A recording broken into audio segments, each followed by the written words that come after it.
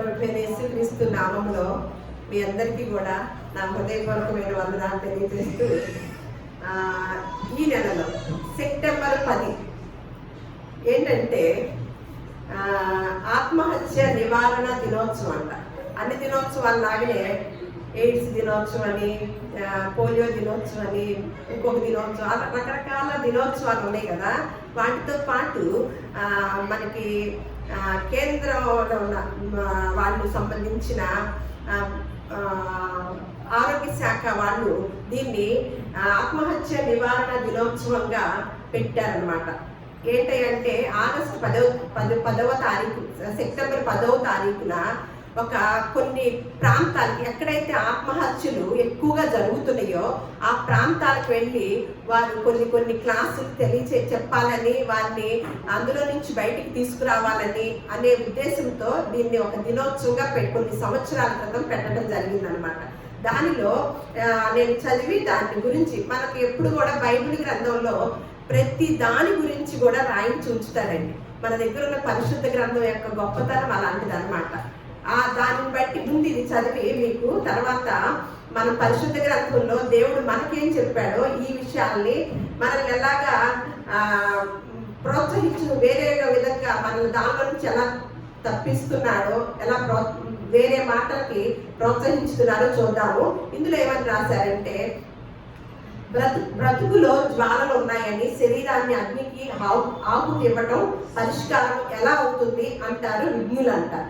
అన్ని కష్టాలకి విముక్తి చావే అనే మాటకు మించిన అవివేకం లేదంటారంట కౌన్సిలర్.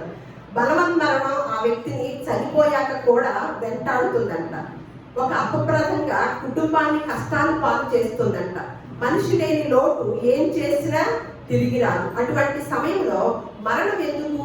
నిరాశ, నిస్పృహ పరిస్థితులు, సవాళ్లు ఎవరికి కొత్త కాదు. బతకటమే చేయవలసింది. నిపుణుల సలహాలతో కథనం అన్నమాట. ఇది ఏమంటున్నారంటే, చెప్పుకునే మనిషి కోరుకునే అండ అనేది మనిషి తనకొచ్చే కష్టాల వల్ల ఆత్మహత్య చేసుకోడంట.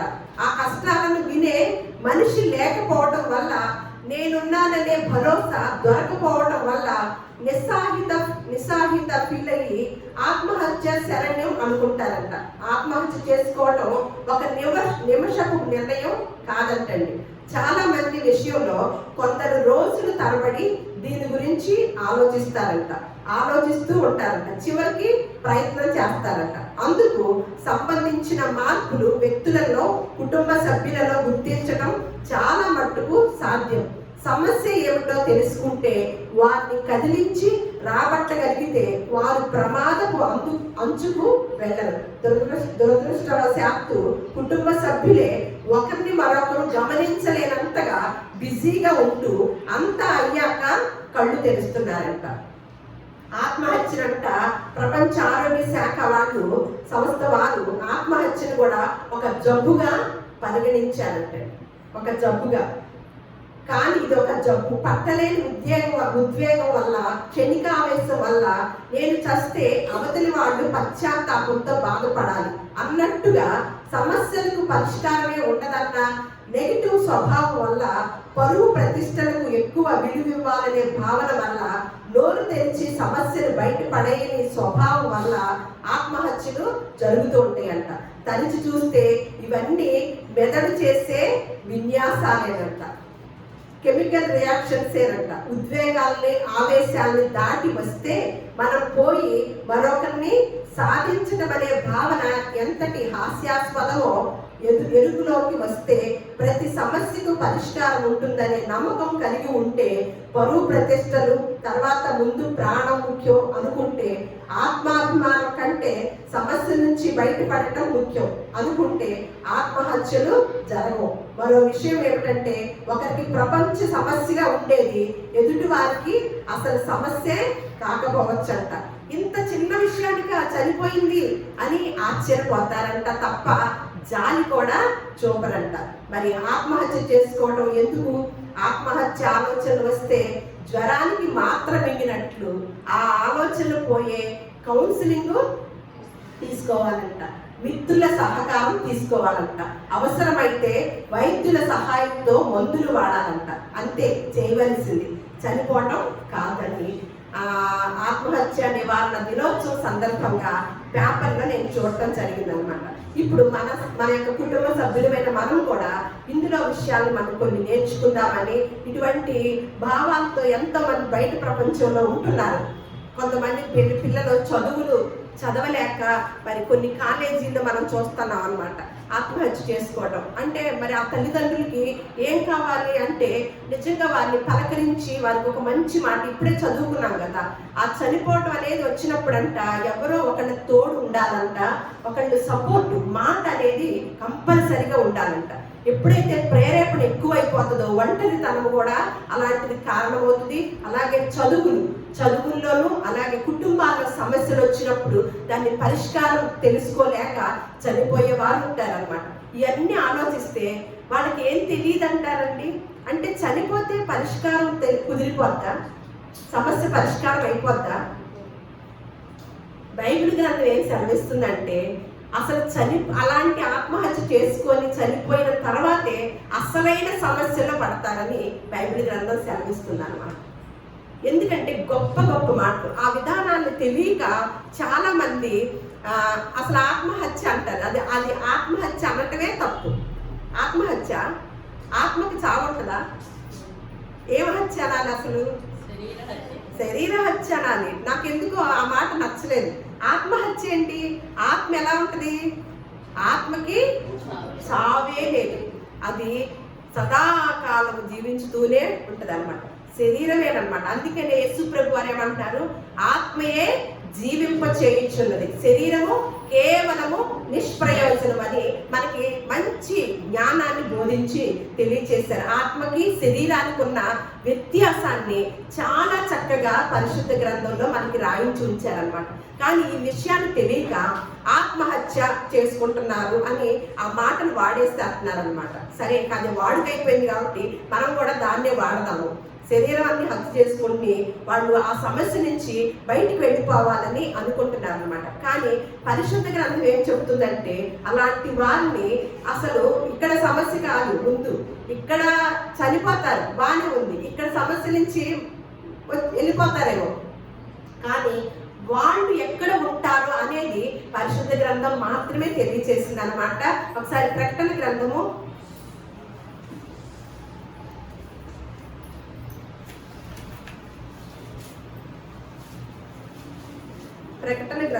21వ అధ్యాయము 8వ వచనము చూద్దాం. ప్రకటన గ్రంథము 21వ అధ్యాయము 8వ వచనం. పిరికి వారును, అవిశ్వాసులను, అసహ్యులను, నరహంతకులను, వ్యభిచారులను, మాంత్రికులను, విగ్రహారాధికులను, అబద్ధికులందరూ అగ్ని గంధకములతో మండు గుండములో పాలు పొందుదురు. ఇది 2వ మరణం. అంటే స్టార్టింగే చెప్తున్నాడు అనమాట. ఏమని? పిరికి వారును అంటే మిగతా అన్ని మనం అంతా మనం స్టడీ చేయట్లేదు కాబట్టి మొదటిలోనే పెట్టారు. ఏమిటి పిరికి వారంటే? ఏదైనా ఇక్కడ పాము వచ్చింది అనుకోండి, అమ్మని భయపడే వాళ్ళ పిరికివారు? ఆ పిరికి వారిని పెట్టారా ఇక్కడ? వీళ్ళందరూ ఎవరితో పోల్చారు? ఎవరు పక్కన పెట్టారు? నరహంతకులంట, వ్యభిచారులంట, నరహంతకులంట, మాంత్రికులంట, అబద్ధికులంట, వీళ్ళందరితో పాటు మన ఈ పదాన్ని కూడా పక్కన పెట్టారు. అంటే మనం ఏమనుకుంటాం? నరహత్య చేయలేదు కదా, అబద్ధికులం కాదు కదా, విగ్రహారాధన చేయటం లేదు కదా, అవిశ్వాసంగా ఉండటం లేదు కదా అని మేము ఇది కాదుగా అని అనుకుంటారు. కానీ పిరికి వారని మొదట ప్రప్రథంగానే పిరికి వారు అన్నారు. అంటే ఏ పిరికితనం అని? అంటే బ్రతక సాహసించలేని వారిని, అంటే ఏదైనా సమస్య వచ్చినప్పుడు అది బ్రతకటం కూడా చేతగాని వారిని పిరికి వారు అంటారనమాట. వారంట అలా గనక చనిపోతే వారు ఎక్కడ ఉంటారంట? అగ్నిగుండంలో ఉంటారంట. అక్కడ ఏమవుతుంది? ఆత్మ చావదు, అగ్ని ఆరదనమాట. ఆ పురుగు చావదు, అగ్ని ఆరదు. అంటే చూడండి, ఆత్మహత్య చేసుకొని చాలా తేలికగా వెళ్ళిపోదాం అని చాలా మంది బయట ప్రపంచంలో ఉంటారు. అసలు వాళ్ళల్లో ఉన్న భావాలు కూడా ఎవరికి అర్థం అవ్వవు, ఎప్పుడు ఏ నిర్ణయం తీసుకుంటారో కూడా. కానీ అలాంటి వారు ఎంతో మందిని బయట ప్రపంచంలో చూస్తున్నాం అనమాట. కొంతమంది రైతులు, కొంతమంది ఎన్నో అప్పులు చేసి వాళ్ళకి మళ్ళీ సమాధానం చెప్పాలి కదా అని చచ్చిపోయే వాళ్ళు ఉంటారు, అప్పులతో చనిపోయే వాళ్ళు ఉంటారు, రైతులు చనిపోతారు. ఏంటంటే పంట వేసి వాళ్ళ పంట పండక చనిపోయే వాళ్ళు ఉంటారు. అంటే చచ్చిపోతే సమస్య పరిష్కారం అయిపోద్దండి.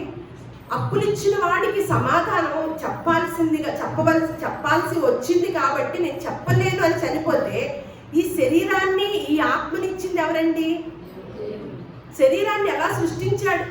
నిజంగా మనిషి విలువ తెలియలేదు కాబట్టి దేవుడు మనల్ని ఎంత ప్రత్యేకంగా ఇక్కడ కలగ చేశాడో అనే విధానం కూడా తెలియదు కాబట్టే ఏం చేస్తున్నారండి బయట ప్రపంచం?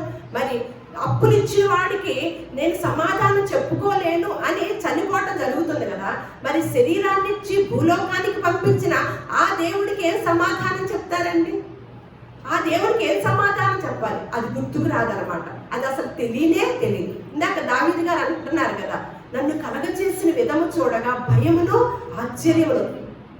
కోటాను కోట్ల జీవరాశులు దేవుడు సృష్టించాడు. వాటన్నిటిలో నుంచి కూడా శ్రేష్టమైన మనిషిగా మనల్ని మాత్రమే ఆయన పోలిక చొప్పున, ఆయన స్వరూపమందు, ఆయన స్వహస్తాలతో ఆయన జీవవాయువు ఊది జీవించే ప్రాణిగా మనల్ని మాత్రమే చేశాడు కదా.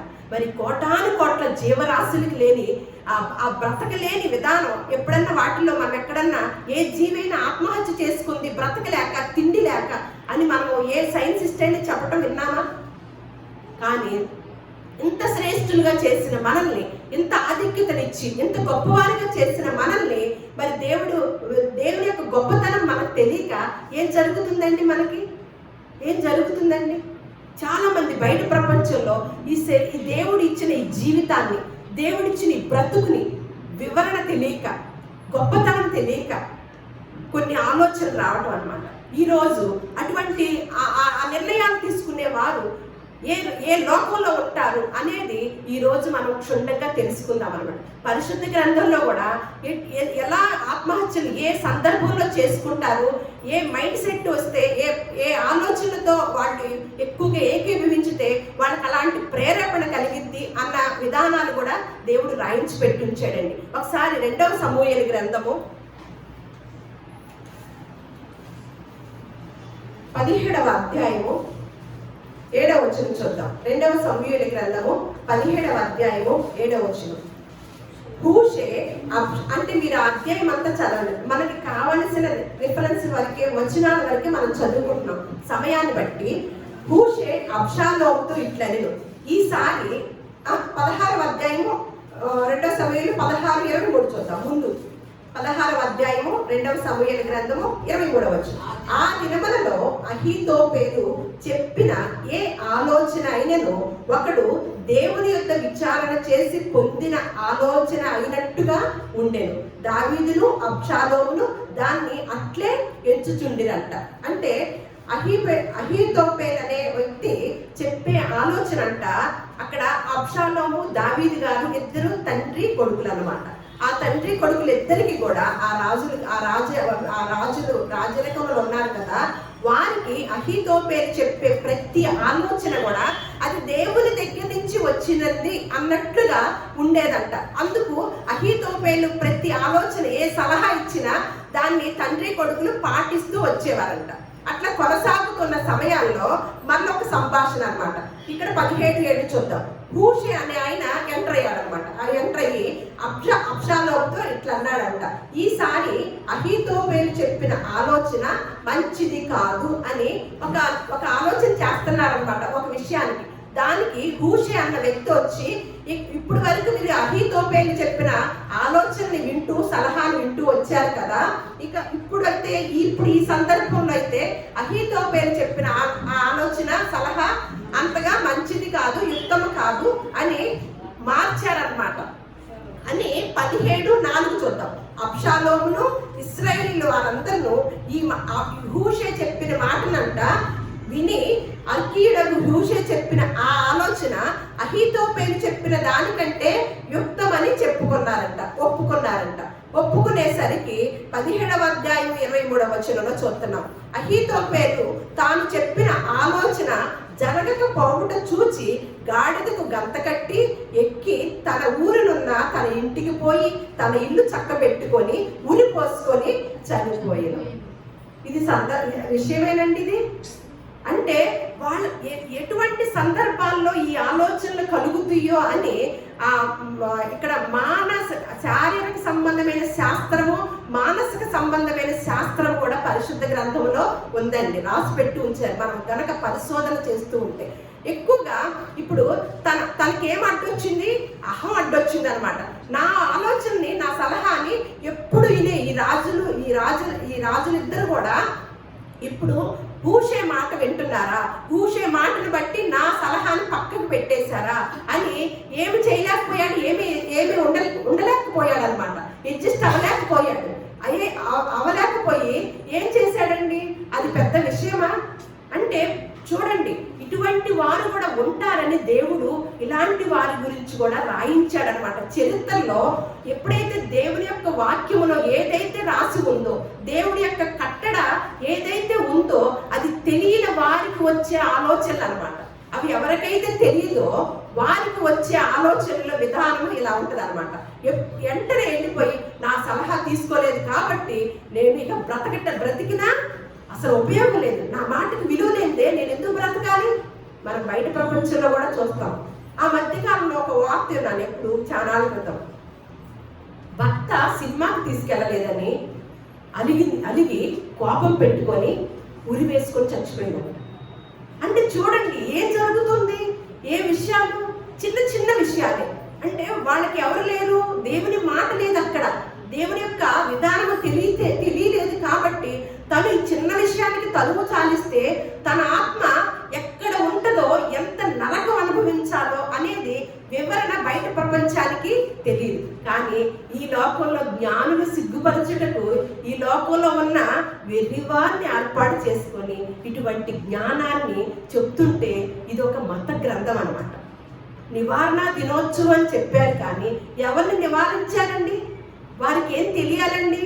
ఇదిగో మీరు ఇప్పుడు ఇక్కడ కష్టాలు అనుకుంటున్నారు, పోయారనుకోండి ఇలా ఆత్మహత్య చేసుకొని అస్సలు ఇక మీకు ఇక విడుదలే లేదు అనే విషయం ఎవరు చెప్తారండి?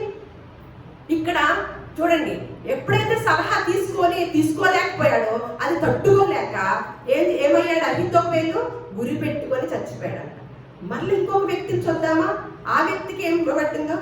మత్తయి సువార్త 26వ అధ్యాయము 14వ వచనం. మత్తయి సువార్త. అప్పుడు 12 మందిలో ఒకడకు ఇస్కరియోతు యోధ ప్రధాన యాజకుల యొద్దకు వెళ్ళి, నేను ఆయనను మీకు అప్పగించిన ఎడల నాకేమి ఇత్తురని వారిని అడిగింది. అందుకు వారు 30 వెండి నాణ్యములు తూచి వారికి ఇచ్చిరన్నమాట. వాడు అప్పటి నుండి ఆయనను అప్పగించుటకు తగిన సమయం కొరకు కనిపెట్టుచూ ఉండినంట. అంటే యేసుక్రీస్తు వారి వెంట తిరిగాడా? తిరిగి ఏం చేస్తున్నాడు? దేనికి లొంగిపోయాడండి? ధనాపేక్ష సమస్తమైన కీడులకి మూలము అని ఆ లేఖనం రాసిందన్నమాట. కానీ యేసుక్రీస్తు సాక్షాత్తు దైవతనయుడని భూలోకానికి వచ్చిన దైవ మానవుడిగా తిరుగుతూ ఎన్నో నైతిక విలువలు, ఆధ్యాత్మిక విలువలు తెలియచేస్తూ ఎంతో గొప్ప మాటల్ని తనకున్న సమయంలో నేర్పించి వెళ్ళాలి, శిష్యుల్ని సిద్ధం చేయాలని ఆరాటపడుతున్న ఆ దైవ తనయుణ్ణి ఏం చేస్తున్నాడు? 30 వెండి నాణ్యములకి అమ్మటానికి ప్రయత్నించాడనమాట. అప్పగించడానికి ఎప్పుడైతే ఆ డబ్బులు తీసుకున్నాడో, అంటే ధనం మీద ఆపేక్ష. చూడండి, దేవుని నమ్మిన వారికి కూడా ఎంత పిచ్చోనండి. వారికి కూడా సరిగ్గా తెలియదు, ఎందుకంటే లేఖనాలు తెలియదు కదా. వారు కూడా ఆవేశాలు వెళ్ళిపోతూ ఉంటారనమాట. అలాగే ధనం మీద ఆపేక్ష కలిగి దేవునికి ఏమన్నా తక్కువ ప్రాధాన్యత ఇస్తూ ఉంటారు, ధనానికి, సంపాదనకి, వాటికి ఏమన్నా ఎక్కువ ప్రాధాన్యత ఇస్తూ ఉంటారు అనమాట. ఇక్కడ ఏం చేశాడు?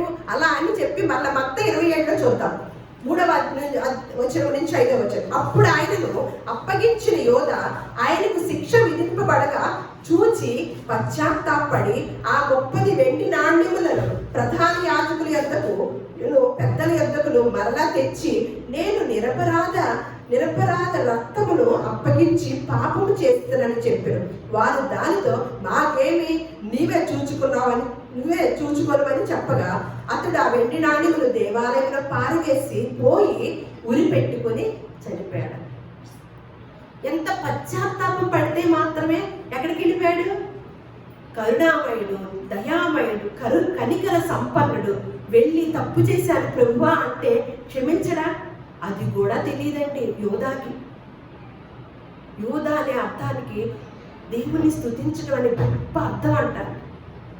కానీ ఆ పేరుకున్న అర్థాన్నే మార్చివేసిపోయాడు అనమాట. ఉరి పెట్టుకున్నాడు. ఎందుకు? 30 వెండి నాణ్యాలకి. అందుకనే తిమోతికి రాసిన పత్రిక, మొదటి తిమోతికి రాసిన పత్రికలో ఒక మాట ఉంటుందండి. 6వ అధ్యాయం 9వ వచనంలో, ధనవంతులగుటకు అపేక్షించు వారు శోధనలోను, ఉరిలోను, అవివేకయుక్తములను, హానికరములైన అనేక దురాశల్లోనూ పడుదురు. అట్టివి మనుషులను నష్టములోను, నాశనములోను ముంచివేయును. చూడండి, అంటే ఎక్కడైనా బయట ఆత్మహత్యలు చేసుకుంటున్నారంటే పరువు హత్యైనా చూస్తాం, లేకపోతే చదువులు చదవలేకైనా చూస్తాం, లేదా అప్పులు పాలైన వాళ్ళని చూస్తాం. రైతులు మరి అప్పులు పాలై ఆత్మహత్య చేసుకుంటే దానికి ఎవరండి కారకులు? ప్రభుత్వం వారు కాదా? మన ఇంట్లో బిడ్డ, మన ఇంట్లో మనము చక్కగా అన్ని అమర్చకపోతే,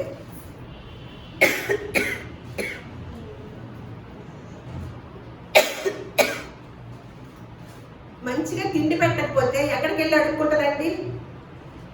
పక్కింట్లోకి వెళ్ళి అడుక్కుంటుందా? మనం మంచిగా అమర్చకపోతే, మన కన్నబిడ్డల యొక్క కష్టాలు మనం తీర్చకపోతే ఏం చేస్తారు? ఎక్కడికి వెళ్తారండి? ఎవరికి చెప్పుకుంటారు?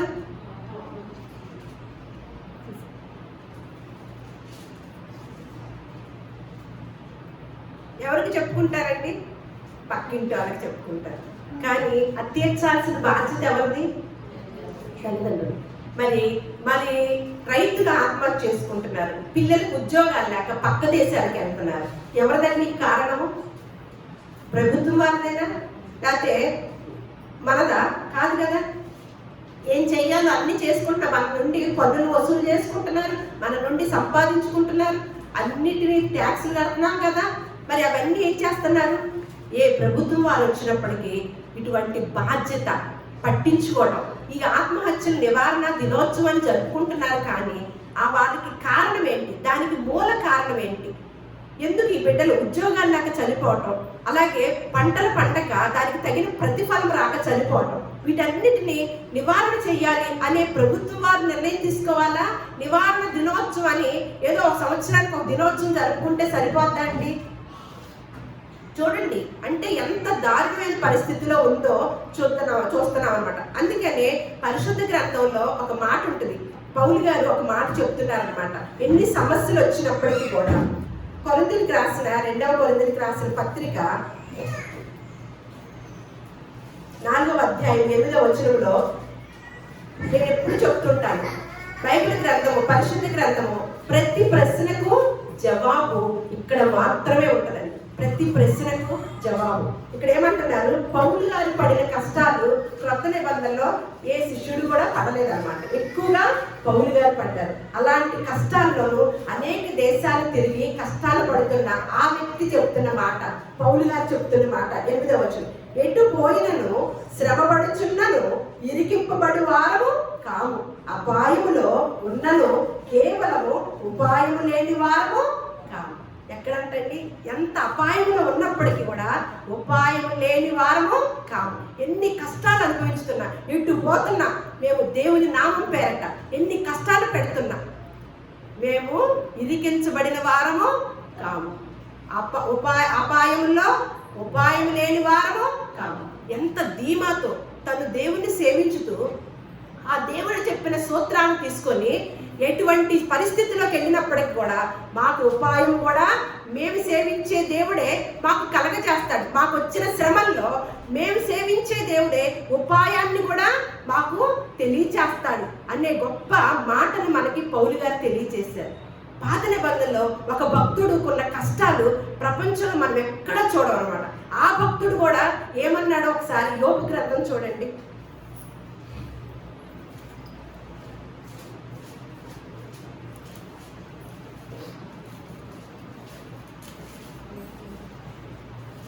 యోబు గ్రంథము 2వ అధ్యాయము 10వ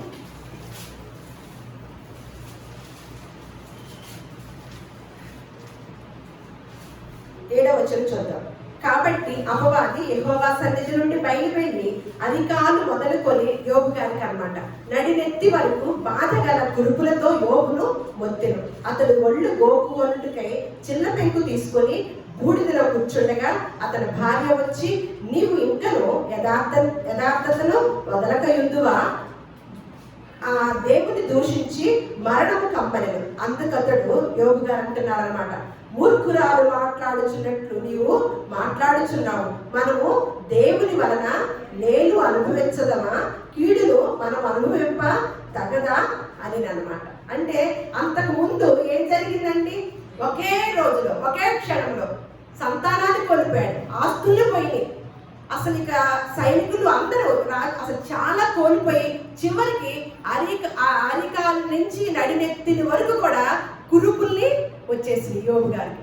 ఇలాంటి పరిస్థితిలో ఆత్మహత్య చేసుకోవాలా? పెద్ద కారణమే ఉంది ఇక్కడ. కానీ ఏమంటున్నాడు? భార్య ఏమందంటే విసుగొచ్చి అవన్నీ చూసి, అసలు నువ్వు దేవుడిని దూషించవా? ఇన్ని కష్టాలు పెట్టాడే మనకి, ఏం సమస్యకి పరిష్కారం ఎక్కడ చూపించాడు? అసలు ఏం చేశాడు? మనం ఎంత సేవించుతున్నా, అందుకని దూషించి చచ్చిపో అని అందనమాట. వెంటనే భార్యను ఏమంటున్నాడు? మూర్ఖురాలు మాట్లాడుతున్నట్టు మాట్లాడుతున్నాం. మనం దేవుని నుండి మేలొక్కటి అనుభవించుతామా? కీడు అనుభవించడం మనం తగదా? ఇప్పుడు వరకు మేలు అనుభవించాం కదా, ఇది కూడా ఏమో దేవుడి నుంచి అనుభవించడం తగదా? అది అప్పుడు మేలు వచ్చినప్పుడు అయ్యో మమ్మల్ని ఎందుకు, భూలోకంలో ఉన్న వారందరికన్నా మమ్మల్ని ఎందుకు ఆశీర్వదిస్తున్నావు ప్రభువా అని ఎప్పుడన్నా అడిగామా? మా పిల్లోడికి ఇంత మంచి ఉద్యోగం ఇచ్చి మమ్మల్ని ఎంత దీవించావు ఏంటయ్యా అని అడుగుతామా? దీవెనలు వచ్చినప్పుడు అప్పుడు అడగవు. ఏదైనా ఒక చిన్న సమస్య వచ్చినప్పుడు వెంటనే ఏమంటాము? ప్రభువా నాకే రావాలా, ఇవన్నీ నాకే రావాలా, వాళ్ళు బాగున్నారు, వీళ్ళు బాగున్నారు, నాకెందుకు ఈ అనారోగ్యం, నాకెందుకు ఆర్థిక ఇబ్బంది, నాకెందుకు ఇటువంటి పరిస్థితి? అపాయం వచ్చినప్పటికీ మేము సేవించే దేవుడు ఉపాయమును కూడా మాకు కలగ చేస్తాడు అని ఒక భక్తుడు మాట వింటున్నాము. ఇక్కడ యోబు గారు ఏమంటున్నాడు? దేవుడి నుంచి మేలు మాత్రమే మనం అనుభవించేది, కీడు అనుభవించతగమా అని మొదటి అధ్యాయంలో ఒక మాట ఉంటుంది, 24. నేను నా తల్లి గర్భంలో నుండి దిగంబరనై, 21 ఒకటో అధ్యాయం 21, దిగంబరనై వచ్చి తిని దిగంబరనై అక్కడికి తిరిగి వెళ్ళేదను. యెహోవా ఇచ్చును, యెహోవా తీసుకుపోయాడు, యెహోవా నామమునకు స్తుతి కలుగును గాక. ఈ సంగతులలో ఏ విషయమందును యోబు ఏ పాపమును చేయలేదు, దేవుడు అన్యాయం చేసినని చెప్పను. ఏం ఆరాధన పెట్టాడు? మనం ఎప్పుడు ఆరాధన పెడతాం? స్తుతి ఆరాధన. కానీ ఇక్కడ ఎప్పుడు పెట్టాడు కోటం? అన్ని పోయాక ఏమంటున్నాడండి? నేను తల్లి గర్భంలో నుంచి ఎలా వచ్చాను? దిగంబరిగానే వచ్చాను, వెళ్ళటం కూడా. ఇదండి ఆత్మజ్ఞానం. దేవుడు ఈ లోక జ్ఞానాన్ని ఏం చేశాడంట? వెర్రితనంగా చేశాడు. ఇదండి ఆత్మజ్ఞానం. పైనుండి వచ్చే జ్ఞానం అంట ఎలా ఉంటుందంట? ఇలాగే ఉంటుందన్నమాట. ఎన్ని ఇబ్బందులు, ఎన్ని ఇరుకులు వచ్చినప్పటికీ నేను ఎలా వచ్చాను, అసలు నన్ను భూలోకానికి నన్ను మాత్రమే ఎలా పంపించాడు, ఎన్నో కోటాను కోట్ల జీవరాశులకి లేని ఆధిక్యతను నాకు మాత్రమే ఎందుకు ఇచ్చాడు, నాకు ఈ స్వరూపాన్ని ఇచ్చి, ఇంత ఆధిక్యతనిచ్చి, ఇంత అనుభవించడానికి ఇంత సమయాన్ని ఇచ్చి, ఎన్నో కణాలు నేల రాలిపోగా నన్ను మాత్రమే బతికించి నాకు ఇచ్చిన దేవుని బట్టి కృతజ్ఞతాస్తుతులు చెల్లించుతున్నాను, మిగతా అన్ని ఆయనే చూసుకుంటాడు అని ఎప్పుడన్నా అనుకున్నామా? చూడండి ఎంత ఎంత అంటే మనిషిని పుట్టించిన విధానము తెలియదు. ఎందుకు చెప్తున్నానంటే చనిపోయినప్పుడు మనకి కంటికి కనిపించే అన్నీ కూడా అనిత్యములు. మనము కన్ను మూయగానే ఏం కనపడుతుందండి? నిత్యములు కనపడుతుంది. స్వర్గమా నరకమా? మరి ఈ భూలోకంలో దేవుడిచ్చిన బ్రతుకుతో మరి స్వర్గానికి వెళ్ళే అవకాశాన్నైనా ఈ భూలోకంలో ఉన్న జీవితానికే మాత్రమే కుదిరింది. ఈ భూలోకంలో జీవించినంత కాలం తీసుకునే నిర్ణయాలను బట్టే స్వర్గానికి వెళ్ళాలన్నా లేదు. మన అక్రమాలు, మన అబద్ధాలు, మన యొక్క దేవుని మాటకు వ్యతిరేకమైన జీవితాలు, వాటన్నిటిని బట్టి నరకానికి. ఏది నిర్ణయం చేసుకోవాలన్నా ఏది మూల ఆధారము? ఇప్పుడున్న ఈ లోకం అన్నమాట. ఈ లోకంలో ఉన్న మన బ్రతుకు జీవన విధానం. కన్ను మూస్తే ఎక్కడుంటాం. అందుకని మనకి కంటికి కనిపించే అన్ని ఒకానొక నాటికి అనిత్యములైపోతాయి. సూర్యుడు కంటికి కనిపిస్తున్నాడు, ఒకానొక సమయానికి వెళ్ళిపోతుంది. ఈ శరీరము ఇప్పుడు మీకు కనిపిస్తుంది, ఒకానొక సమయానికి ఏమవుతుంది, కనిపించదు. అంటే అందుకనే ఇదే పౌలు గారు చక్కని వివరణ ఇచ్చాడనమాట కొరింథీయులకు రాసిన పత్రికలో 2 కొరింథీ 4:18. ఏలయనగా దృశ్యమైనవి అనిత్యములు, అదృశ్యమైనవి నిత్యములు. ఏమంటున్నాడు? ఏలయనగా దృశ్యమైనవి అనిత్యములు. మనం ఏం చూస్తున్నాము? ఈ లోకంలో ఉన్నదంతా ఏంటి? శరీరాశ, నేత్రాశ, జీవపు డబ్బం. ఈ శరీరాశను బట్టి నేను ఎప్పుడు మన మధ్యమే ఒక మాట చెప్పుకున్నాం. నేత్రాన్ని కలగజేసింది ఎవరు? దేవుడు. ఆశను కలగజేసింది ఎవరు? అపవాది. బాగా నేర్చుకుంటున్నారు. దేవుడు ఎవరైనా శరీరాన్ని కలగజేశాడు, ఆశని కలగజేసింది ఎవరు? ఈ ఆత్మహత్య ప్రేరేపణలు కూడా ఎవరు? అపవాది ప్రేరణ. ఎప్పుడైతే దేవుని యొక్క వాక్యము, నీ వాక్యమే నన్ను బ్రతికించుతుంది, బాధలలో అది నెమ్మదినిస్తుంది, నీ వాక్యము నా పాదములకు. ఎవరికైతే ఈ మాటలు ఉంచుకుంటారో వారికి ప్రేరేపణ కలగదు, దేవుని రాజ్యానికి సిద్ధపడే మనసు కలిగి ఉంటామన్నమాట. ఇక్కడ అందుకని మనం చూస్తున్న అన్నిటిని బట్టి మనకు చూపించేసి మనల్ని మనకి అట్రాక్ట్ అయ్యేటట్లుగా చేసేది ఎవరు? అపవాది. ఎప్పుడైతే మనం చూస్తున్న అన్ని నిజాలు అని అనుకుంటామో అప్పుడే మనము తప్పులో కాలేసినట్లే. అందుకనే పౌలు గారు గొప్ప జ్ఞానాన్ని, గొప్ప సూత్రాన్ని మనకు తెలియజేస్తున్నాడు అన్నమాట. మీరు చూసే దృశ్యంగా కనపడుతున్నాయే, మీరు చూసే అన్ని అనిత్యములు. ఒక రోజున అన్నీ కూడా పోవాల్సిందే. కానీ మీరు చూడని ఉన్నాయే. మనం అంటాం కదా, స్వర్గం చూసొచ్చామా, హంసలా 6 నెలలు బ్రతికినా చాలు, కాకిలా కలకాలం బ్రతికే కన్నా హంసలా 6 నెలలు బ్రతికినా చాలు. మీరు చెప్పే పరలోకము, మీరు చెప్పే స్వర్గము చూసొచ్చామా? ఎవరు చూసొచ్చారు? అక్కర్లా, మేము హ్యాపీగా జీవించేస్తాం. ఒక ఆవిడ అందులేండి, ప్రార్థనకి రమ్మన్నా. ఏంటంటే చిన్న వయసులో ఎంజాయ్ చేయకుండా పెద్దోళ్ళం అయ్యాక మీ అంత వయసు వచ్చాక ఎంజాయ్ చేస్తామా అన్న కొద్ది రోజులకే భార్య భర్తలు వెళ్ళిపోయారు. అసలు ఎంత బయట ప్రపంచంలో ఎలా ఉందండి?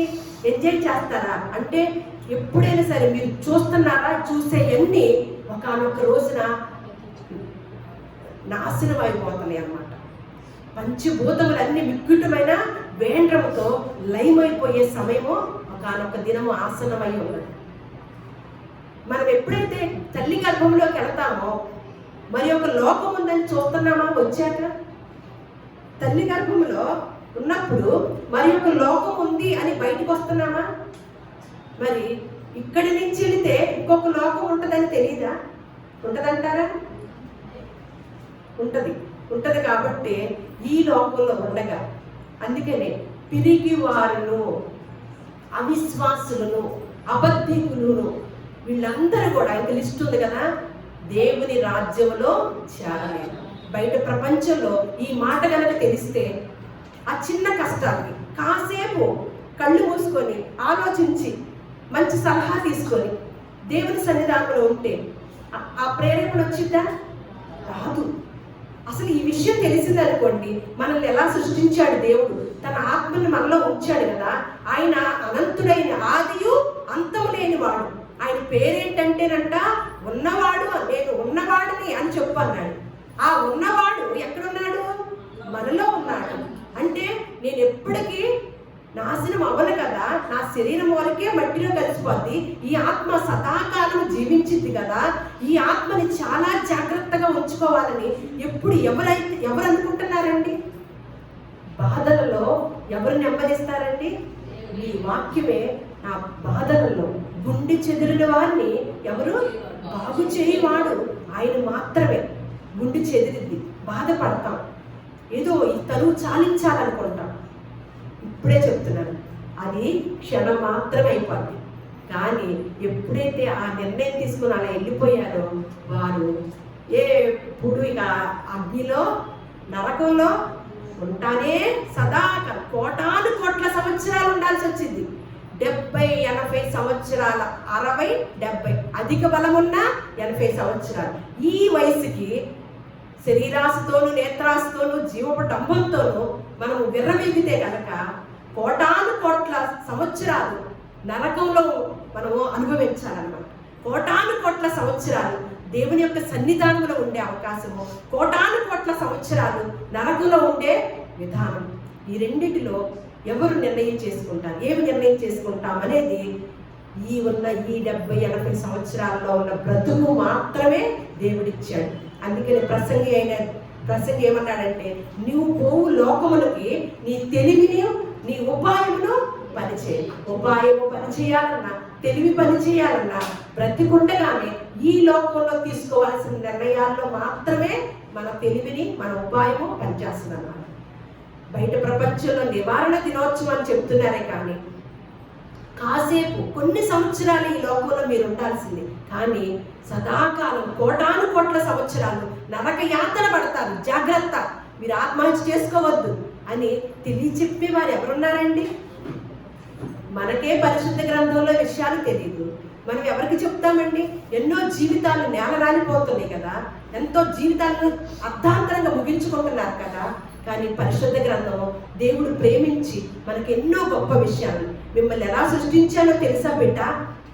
కోటాను కోట్ల జీవరాశులు లేని ఆధిక్యతను మీకు మాత్రం ఇచ్చి నా పోలికలో నా నామములో మీరు ఉండాలనుకుంటే, ఆయన నామం ఏంటి? ఆయన స్వభావం అన్నమాట. ఆయన పోలిక ఏంటి? ఈ నల్ల మొక్కల ఆయన పోలిక ఏంటి? ఆయన స్వభావం. ఆయన స్వభావం మనల్లో చూడాలనుకున్నాడంట. తన బిడ్డల్లో ఆయన స్వభావం చూడాలని ఆశతో మనల్ని ఏర్పాటు చేసుకున్నాడు. కానీ మనం ఏం చేస్తున్నాము? ఈ వాక్యాన్ని ఈ తెలియని వారికి అందచేస్తున్నామా? లేదు, అసలు మనమే నేర్చుకున్నామా అనేది ఆలోచిస్తే ప్రశ్నార్థకమే. దేవుడు ఉన్నవాడు, ఆ ఉన్నవాడే మనలో ఉన్నవాడు. అంటే మనం ఈ లోకంలో ఎండిపోయాక వెంటనే లాజరేమయ్యాడు? బ్రతికినంత కాలము కురుపులతోనూ కష్టాలతోనే బ్రతికాడు. ధనవంతుడు ఏం చేశాడంట? తనకిష్టమైనట్లుగా సుఖము అనుభవించాడు. తప్పిదమేం చేయడా? ఏం చేశాడంట? తనకిష్టమైనట్లుగా సుఖము అనుభవించాడంట. తప్పిదమేం చేయక్కర్లా. ఈ జీవితాన్ని, దేవుడిచ్చిన ఈ జీవితాన్ని మన కొరకే ఖర్చు పెట్టుకొని సుఖం అనుభవించుతూ మనకు మాత్రమే నిర్ణయం చేసుకుంటే ఎక్కడున్నాడంట? లాజరు చనిపోయి పాతి పడ్డాడంట. వెంటనే సెకండ్ రెప్ప కన్ను మూసే లోపులో లోకాలు దాటి వెళ్ళిపోతాం అన్నమాట. మనకే ఇంత జ్ఞానం ఉండి మనం ఎన్నో శాటిలైట్లు కనిపెట్టి అంతరిక్షంలోకి వెళ్ళిపోతున్న మనము ఒక్క సెకండ్లో, కన్ను మూసిన సెకండ్లోనే లోకాలనే దాటి వెళ్ళిపోతాం అన్నమాట. అటువంటి అనంత జ్ఞాని మనకు ఏర్పాటు చేసి ఉంచితే, అటువంటప్పుడు లాజరేమయ్యాడంట? అబ్రహాము రొమ్మున అనుకోవటానికి వెళ్ళాడంట.